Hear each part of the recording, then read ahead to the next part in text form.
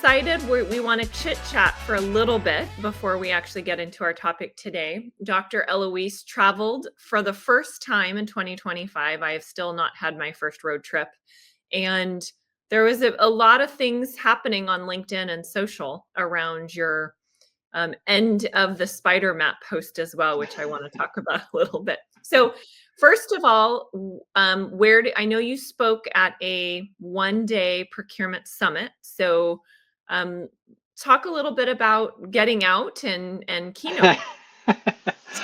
So first event of the year, it was for Spend HQ. It was their procurement forum, and they had it at the Tech Village in Atlanta. It's in Buckhead, and I learned a few things just about like how 1 day conferences can really be awesome and impactful. And I have to say, I was blown away. I had a ton of fun. I'm guessing they had about 125 people there. Again, a 1 day event. It was, of course, a gorgeous day in Atlanta, and I'm not a I'm not a huge Atlanta fan, but I have to say I was really just. It was a beautiful day. I had a fantastic time at the event, Buckhead and is the loity-toity part of town, so they picked a nice. And random side note, there's a publication that studies the busiest airports in the world, Mhm. and they just published their top 10. Atlanta is the busiest airport in the world again, and this is their second or third year straight claiming the first place prize. So lots of traffic coming in and out. Yeah, I mean yeah, traffic's always a crapshoot there, and then and yeah, I mean, I remember when I went through, I got through security pretty quickly, and but even then, just getting to the gate and just like because I used to live in Georgia for little while, and I don't miss the trips to and from the airport because those are stressful. But the day was gorgeous. Downtown Atlanta was great. And this venue, I mean, if you ever get the chance to check out this tech village, it's very Silicon Valley-ish, but sort of encapsulated in a single building. And and it made so they had a downstairs call it a conference room of sorts, like a big room, and it easily could accommodate 200 people. So there was like plenty of room. And there's a couple structural things that I learned about conferences that made this thing so great. So you walk into the building and there's an elevator on the left is a big cafeteria that they had rented out for lunch. So like there's a whole separate room for lunch, and on the right is a coffee shop, and then there's an elevator on the left, just up the way on the left, and so that all the folks that work in that building go to the elevator, go up, and do their thing. But if you go a little further down the hall to the right, is this just gigantic conference room, or I'm not sure what you call it. Anyway, and that's where they had tables set up and the projection system, the whole sound system. Like it's designed to do these kinds of events. And what was amazing is they rented out the whole bottom floor, and so the coffee shop, everybody that attended the conference could just go to the coffee shop and order whatever they wanted. And what that did is that created, and I'm a coffee nut, so but it allowed people to go get coffee, hang out there, and chit chat and talk. And there was tables so that you're not disrupting what was going on Mhm. in the conference. And Like so, a little breakout area where you yeah, can totally. chill. But but it was in the main thoroughfare, so you didn't get like sometimes those breakout areas are way off where nobody knows that they're there. But here it made like design wise, it just made total sense. So I did my keynote, and I had a good time doing it. I think it was well received. So I did that. How many people there I for think the about 125, okay. give or take. If anybody from Spend HQ listens to this, they can correct the number. But it felt like about 125. And then, so after my keynote, I went out and got a coffee and was just sort of decompressing from presenting, which is what I normally do. And oftentimes I just will do my keynote do some, shaking of hands and then move on with my day. But I decided to stay and really experience it. And uh, and and so got my coffee and I was just sitting there and just sitting there. And of course, naturally, a bunch of people over the course of like an hour came by, stopped, sat, chit chatted, um, and so it was really, really a lot of fun to sort of have one-on-one time, and as a presenter, to just to not have to be standing there awkwardly in the back, and or people come up and talking to you while somebody's on stage. So it was just a really well-designed space, and that the Spend HQ team made great advantage, took advantage of, and it felt great. I'll just make two other points and then I'll stop because I went on a roll here. Like it felt good to see people, and I enjoyed the holidays where I was pretty much alone, with my family, or sort of in the house here with my wife. You And were hermenting for a few weeks. totally. So I was a little like, oh, I gotta see people, but it was so nice to see people. Everybody was so lovely and just happy to be out, and I'm sure it had to do with the weather and everything. So that was one thing. I was buzzing for a couple days after because I think the human contact really was important, and I appreciated that. And again, everybody was so nice, and the Spend HQ team was amazing.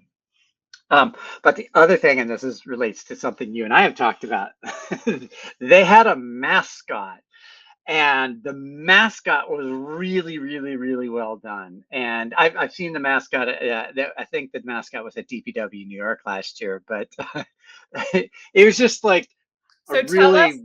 tell the audience, what is the mascot and what does the mascot symbolize? I only know that it's a fox. It's a giant fox. There's some pictures of it if you look at the Spend HQ. Maybe I'll post one. And I took a picture of with the fox so we could do a thumbnail together later. But there's just something fun about a really good mascot that sort of brings smiles to people's to just their faces, and you can see it when you observe it. And I'm a kid that grew up in San Diego, and there was the world famous San Diego chicken, which was the San Diego Padres mascot. So like I have a special fondness for mascots. But this one, the fox, is really well done. So I just did a quick search to ask, what does the fox symbolize? So tying it kind of back to what Spend HQ does in the whole world of data and analytics, they are cunning and Ooh. tricky, Ah. intelligent, which means they have a deep understanding of the world around them. They're known to be highly adaptable to blend in with their surroundings and have extreme resilience. Oh. So I feel like as a marketer, there's a lot you could play on to tie into the Spend HQ value proposition and the value that they bring to the market. So that's kind of fun. And maybe they'll start to lean into the mascot more as they're doing messaging and incorporating it into their website. Yeah, I mean, I have to say, like, there's not a lot of mascots, and we talked about that in our episode last year. But as I'm recounting the story now, even it's bringing a smile to my face, and I think that is probably an opportunity that more tech companies could take advantage of.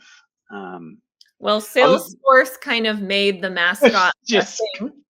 I was They just gonna have say, I their hate Salesforce's mascot, but so yeah, whether you like them or not, they have done a very good job of incorporating the mascot into their product marketing and yep, associating it to represent the value and what they're hoping to accomplish for their customers.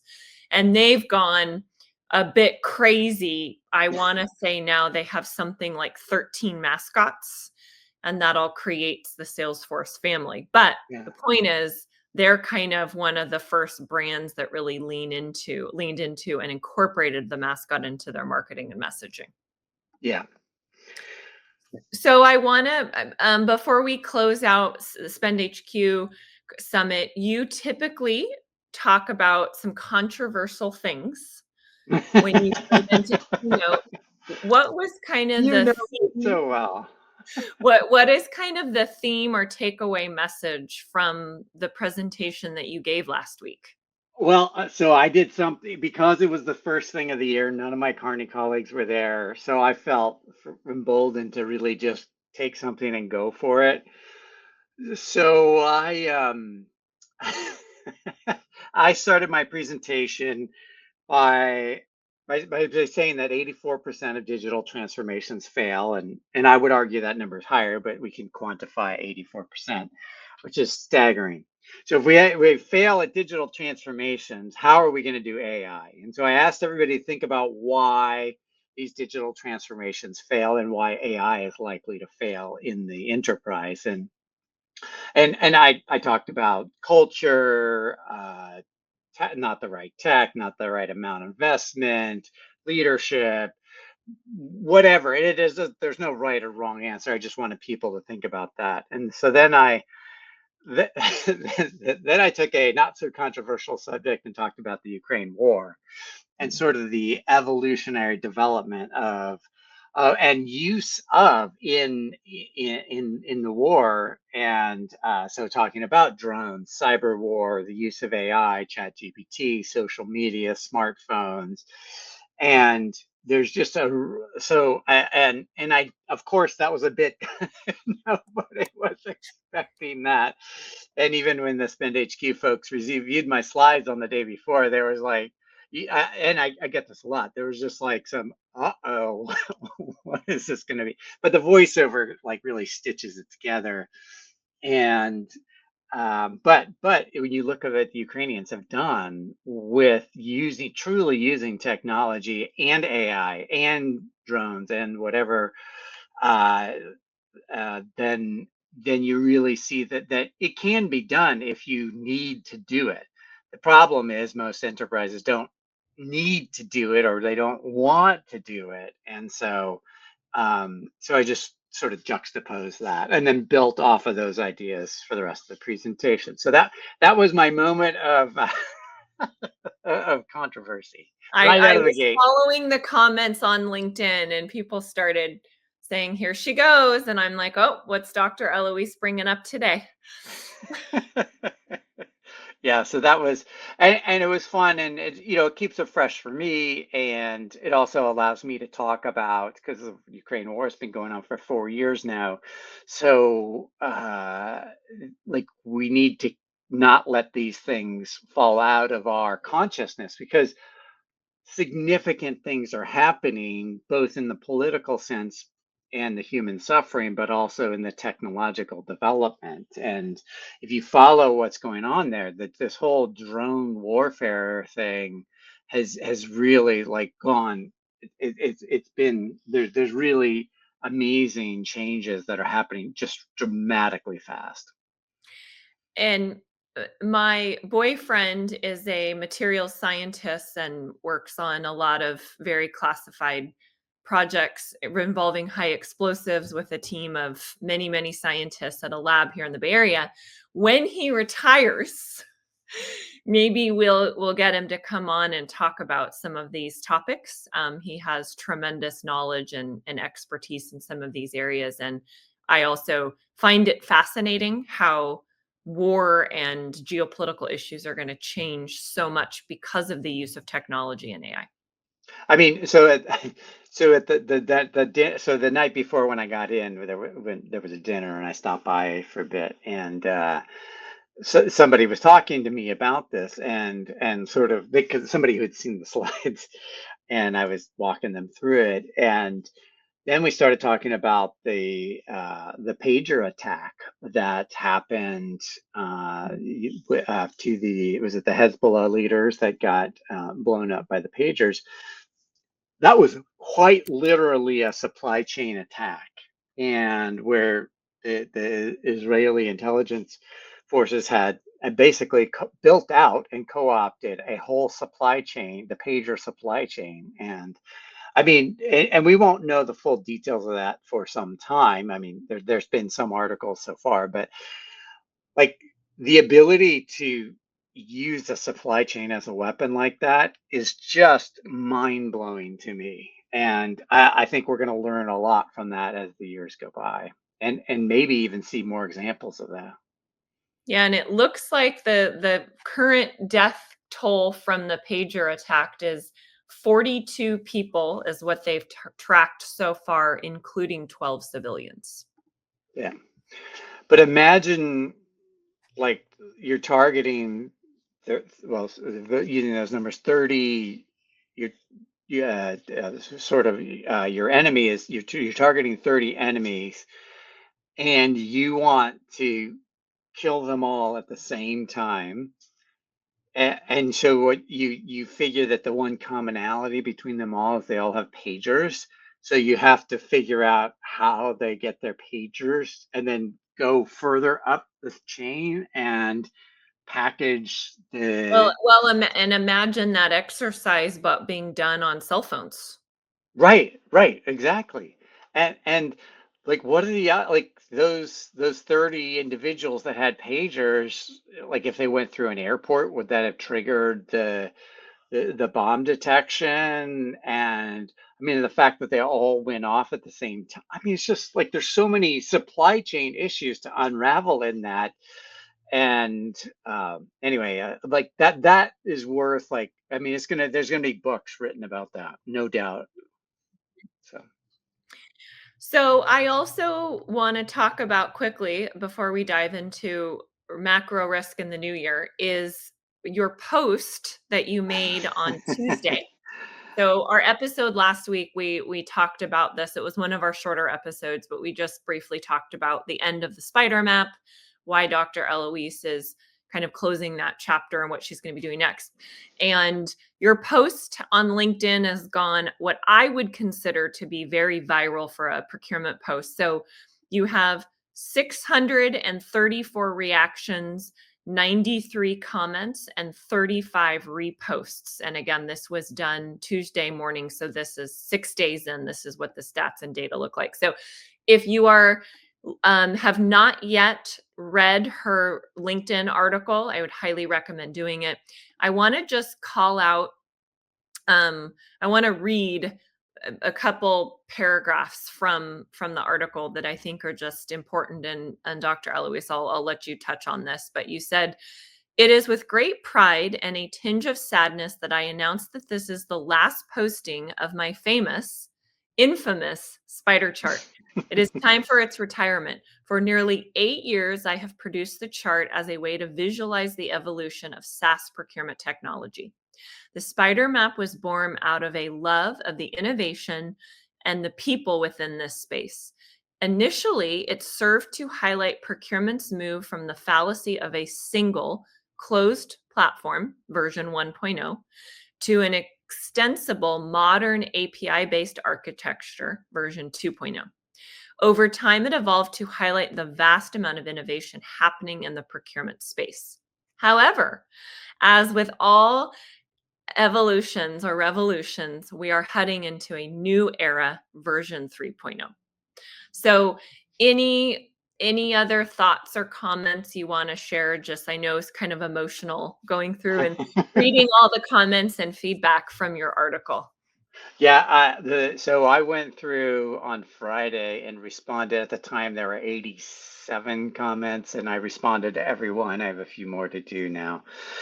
Um, and also, just I think as I reflected on it, the main takeaway, and we had talked about this in the first episode we did on it, is I wrote the final two sentences is, as I said, finally, the spider chart was one of the few pieces of independent market insights out there. I refused to let it be tarnished with sponsorships or pay to play dynamics. It was always about innovation. So I want to convey my sincere gratitude to Carney for allowing me the time to pursue this endeavor. And I don't think I'd ever quite. Well, first of all, I know I've never thanked Carney. I think it was just always implied, but also just to sort of, to me, that was a bit of a coda to say, yeah, you know what? Like, I never took a dime. I never, like it really was about the innovation and Yeah, this y- was a true, what I call non pay to play. yeah, right? And There was no way that somebody could buy their way onto the spider map, which is really powerful for you to be able to say that this was true labor of love. The yeah, innovators that you thought were really doing something cool and different doesn't mean you thought they were going to be wildly successful, but you thought they were nope. pushing the boundaries and doing something different. That's the best description right there. And that's exactly it. So again, if you haven't read the article, just I want to call that out that I think it's worth. It took me 10 minutes max. And I mean, the theme, which we'll talk about a lot on the show this year, is AI is changing everything and it's going to have a massive impact on ProcureTech. So the next iteration of whatever it is that you decide to create will be heavily AI focused and talking about the impact of AI on ProcureTech. Yeah, and so to connect it to the Spend HQ thing, I talked about this evolution, this Procure Tech evolution, and I showed them a concept of what I might do in the future because I was workshopping it a little bit in my own brain. It's not perfect and it's definitely not ready for posting, but exactly as you said, it's going to be much more focused and anchored in AI because it has to be. That's the world we live in. Mhm.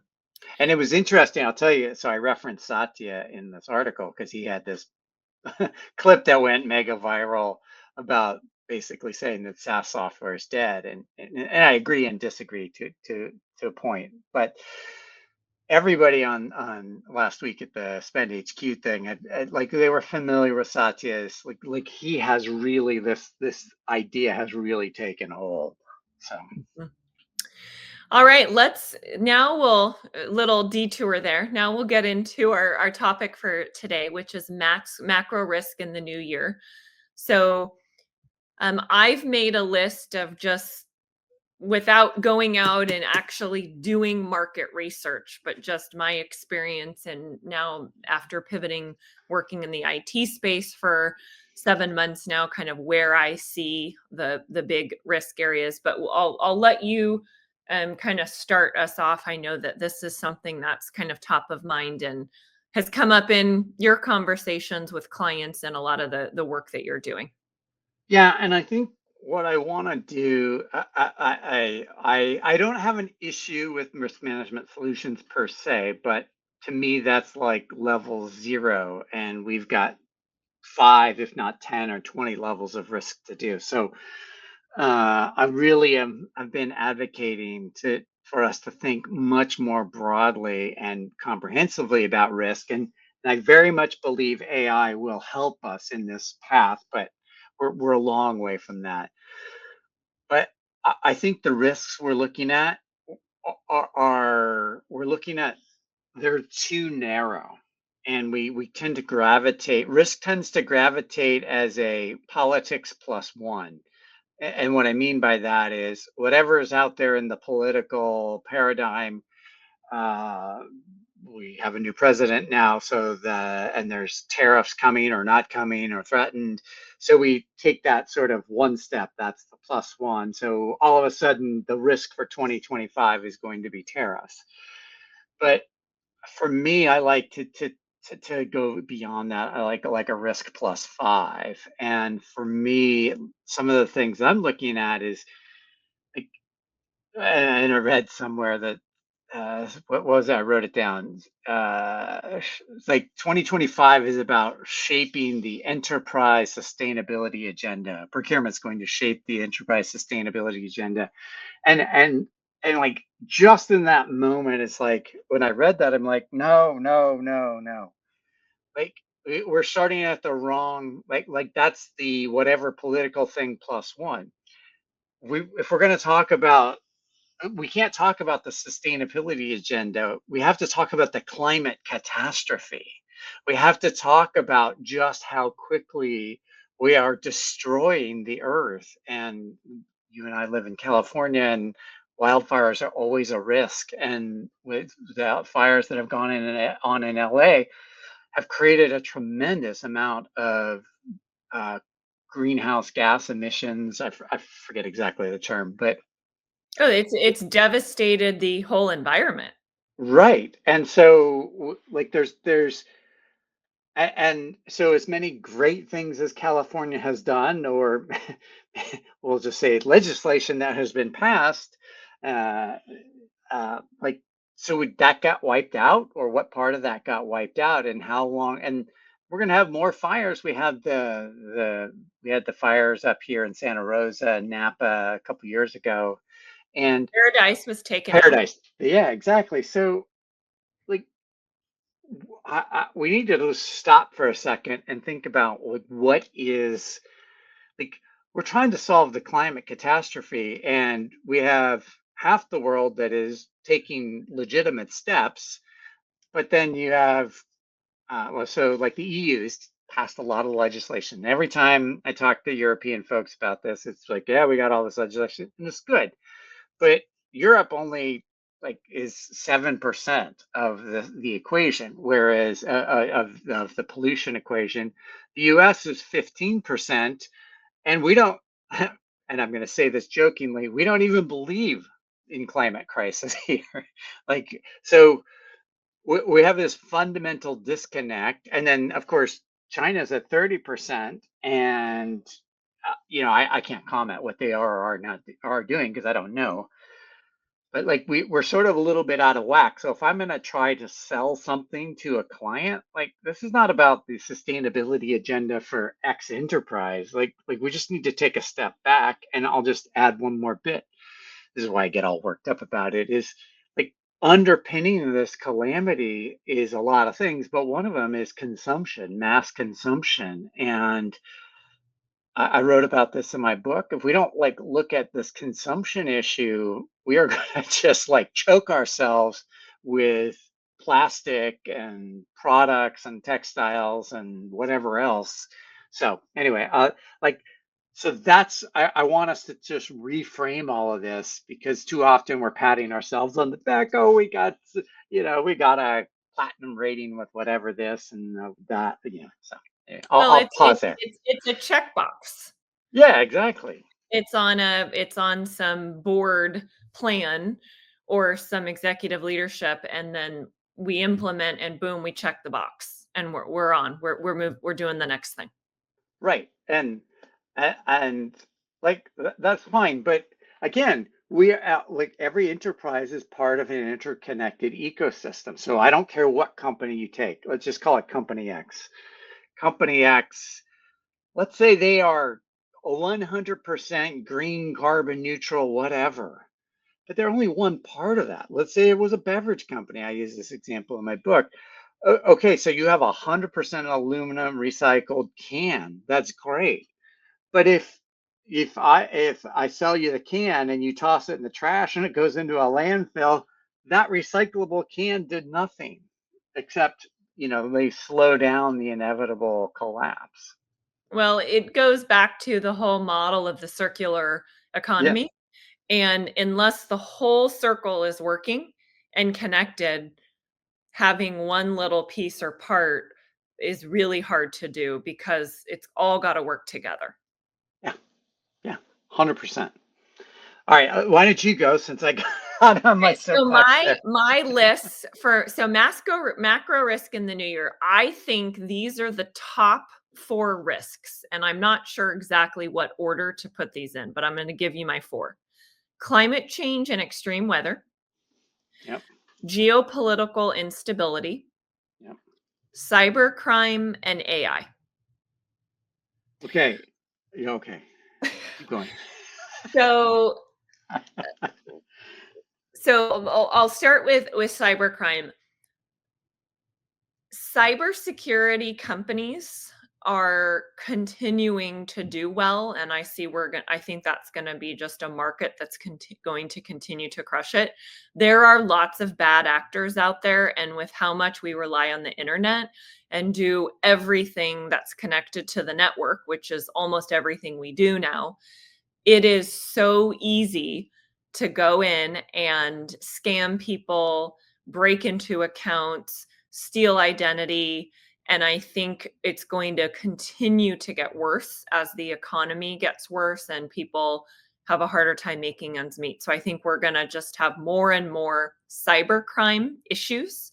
and companies are going to invest more heavily. And this is, the CISO and the IT teams, every chief information officer I speak to, cybersecurity is in their top 3 list of their priorities for 2025. So I just think huge focus, huge priority, both for companies and figuring out solutions.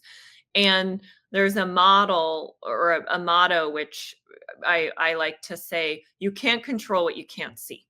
Hmm. So if you don't know what devices and digital and physical assets your teams have, it's hard to protect and manage. So that I think is a priority. My AI comment is I think companies who are preventing their employees to use and learn AI are going to have a huge, huge problem recruiting and retaining talent. I think people will leave. And I Hmm. think they're going to be surpassed by competition who is embracing and leveraging AI. There are companies I know that prevent employees from using AI and lock it all down. Yeah. Well, if you want to recruit the next best talent, where do you think those employees are going to go? They're not And I going to just a company that doesn't embrace and allow you to leverage and use AI. and let me just add to that. There's a corollary to that. Not only is it locking down AI, but also if you're going to take a 22-year-old or 24-year-old and give them SAP as their work interface, good luck with that. Because nobody, like those of us that like boomers accepted that, Xers, Gen Xers begrudgingly accepted that, and maybe millennials, maybe not, but Gen Z and Gen Alpha, forget it. You're barking up the wrong tree on that. So I think the risk piece of this is again leadership teams who are preventing their employees from leveraging and using AI. And I would also say a risk in people themselves who are not curious about AI and not going out and independently seeking and learning how to use it. I make time every single week to listen to, I mentioned the podcast a couple times, an AI podcast. It's a 60 to 90-minute show. They go through and talk about all the latest updates that happen in AI from the last week. And the amount of updates that happen is insane, from investments to enhancements across some of the top providers, new players in the space, how companies are leveraging and starting to build AI agents. There's just so much happening. So you need to be curious about AI and start learning about it, watching videos, listening, and then figuring out small things you can do to incorporate it in your daily life, personally and professionally. I am by no means some sort of tech guru or some engineering expert, but I am curious and I want to make sure that I don't get passed by. And so I'm actively working on incorporating it and using it in my professional and personal life. And I think it's a massive risk for people who don't do that. Yeah, 100%. I want to jump on the AI thing, but on your point, which I think is really great, and I wrote it in the article, but I also use this in my presentation this week. To me, success in the AI era is really about motivation, creativity, and hard work. That's all you need. The AI will do the heavy lifting, and we have not been in a place like that for a long time. And so it's really powerful. I want to give you my risk on AI because I think it's a little Okay. different. Now, I want to preface this by saying I fully believe in AI. I'm kind of all in on it. I understand the power. I love the power.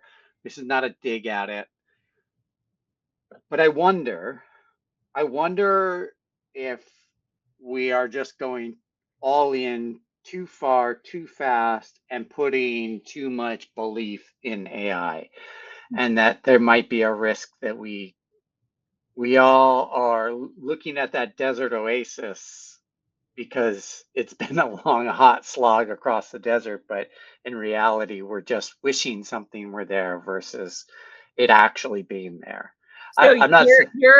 you're saying, are people putting too much faith in AI? Yeah, and now I don't necessarily believe that, but I do. I've been like when I those things when critiques come up on YouTube, and I listen to people who are contrarians on this, and I take their point.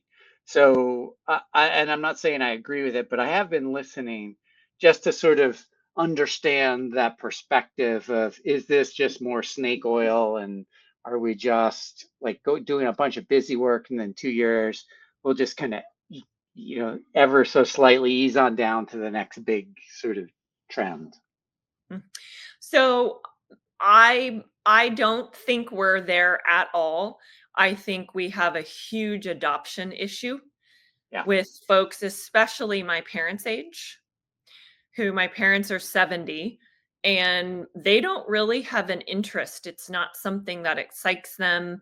They're just living their life. And I think people like that are going to really, really struggle with adopting and using it. And I think that's common in the workforce. And I think our bigger challenge is people not embracing it and not using it. So I don't think we're there at all. And I'm not sure that we'll ever be there. But it's a valid point to bring up.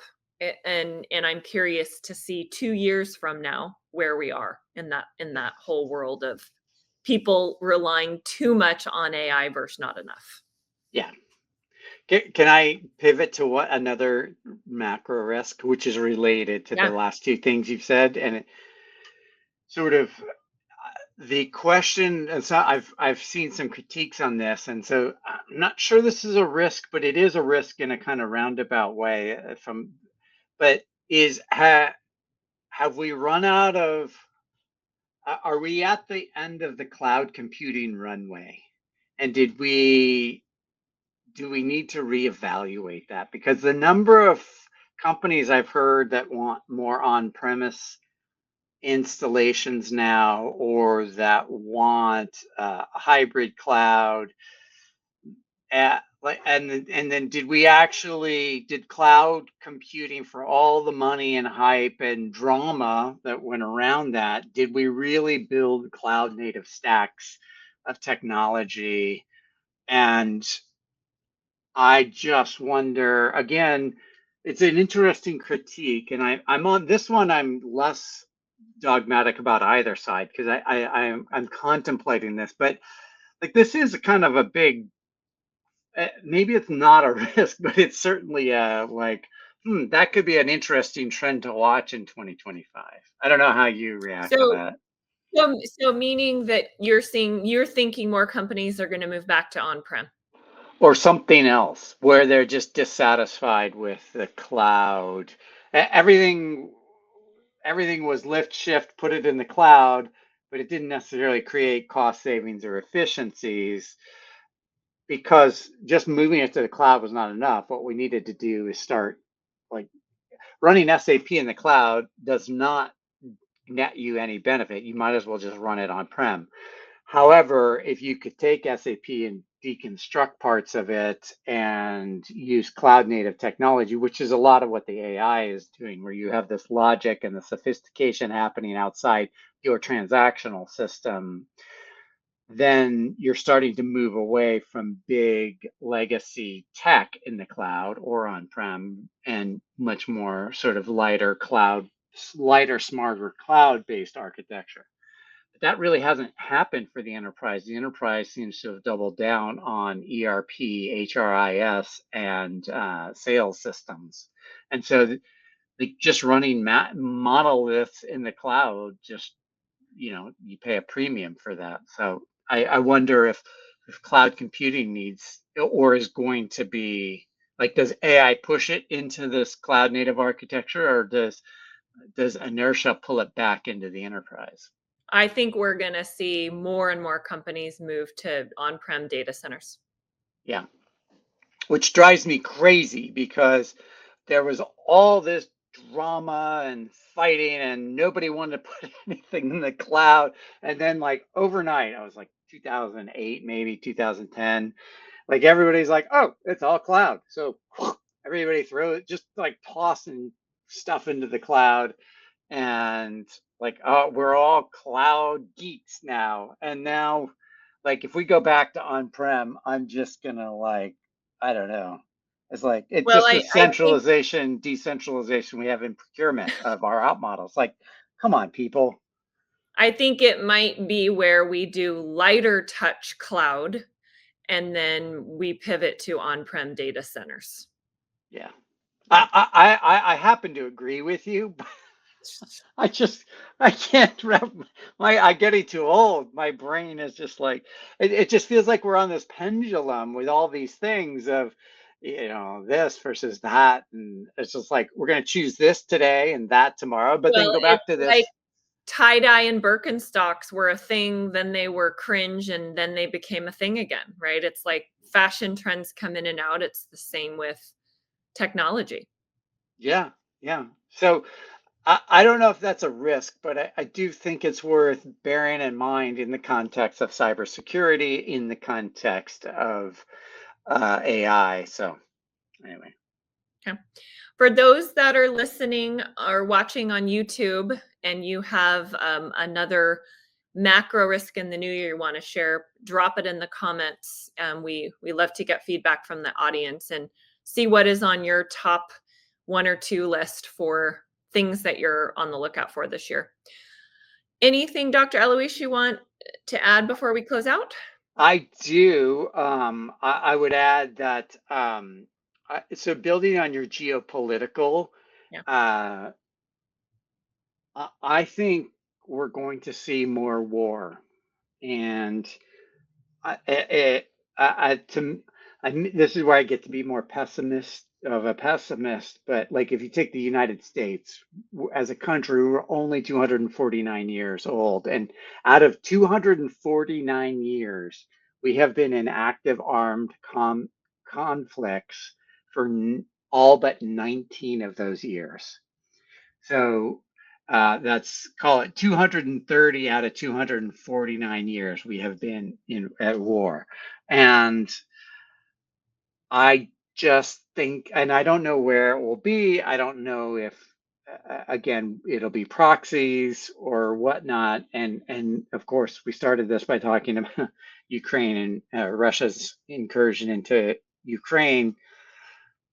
Like, I just think that given the scarcity of resources. We talked about climate change and how that will reduce water, create pollution, create distressed economies, and Well, probably not. you've got rare metals Yeah, and mineral shortages that will be hyper elevated as geopolitical instability increases.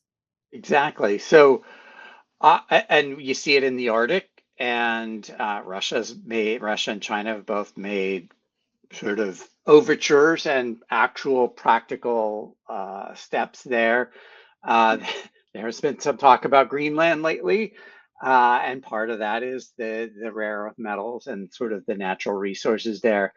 So I'm always fearful and of war because sometimes wars start for the things that you don't expect them to, and they can cascade beyond what politicians hope or design, like what they design. And so I just feel like we've gotten more and more, or gotten to a place that is just particularly scary from a armed conflict.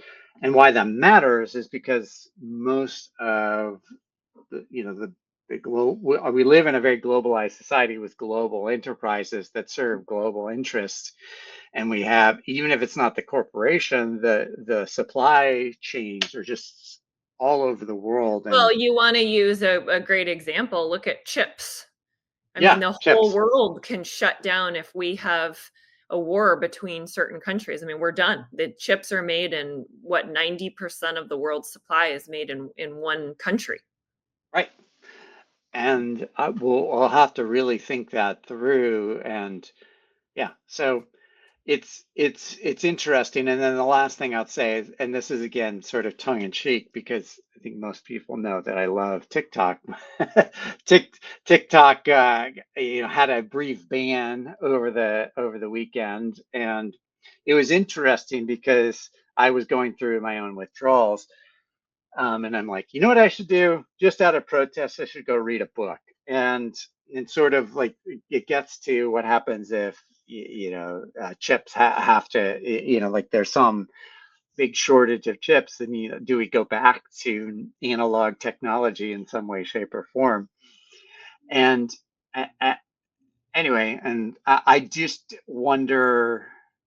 Well, one thing I'd say, just sort of building on the TikTok thing, is I've been looking at, and a lot of other people have been looking at other platforms, other social platforms. And I do think, again, this is more of a trend than a risk, but I think there's a lot of dissatisfaction with the legacy social media platforms. So anyway, so with that, you can find me on Substack and Blue Sky now, apparently. Yeah, some of my favorite marketers have recently announced their BlueStack accounts and are really trying to push. And it seems like they're over 22 million active users now. So quite a big uptick in that platform. And you're right. I think there's a marketplace in 2025 for some other newcomers to enter from a social media perspective. Yeah, and supposedly they're rolling out an Instagram type feature, and then they're hard at work. Mark Cuban, for those that hadn't been following this, I guess there's this AT protocol. I don't even know what it means or what it does. I haven't had time to look at it because it just popped up over the weekend, or at least in terms of people talking about it. But Mark Cuban's willing to fund a TikTok a replacement using this AT protocol, which means you can post there's interoperability between Blue Sky and these other sort of things that are coming around, and you post it once and it sort of is distributed to the other platforms. And anyway, I don't understand it all, but although by next week I'll try to.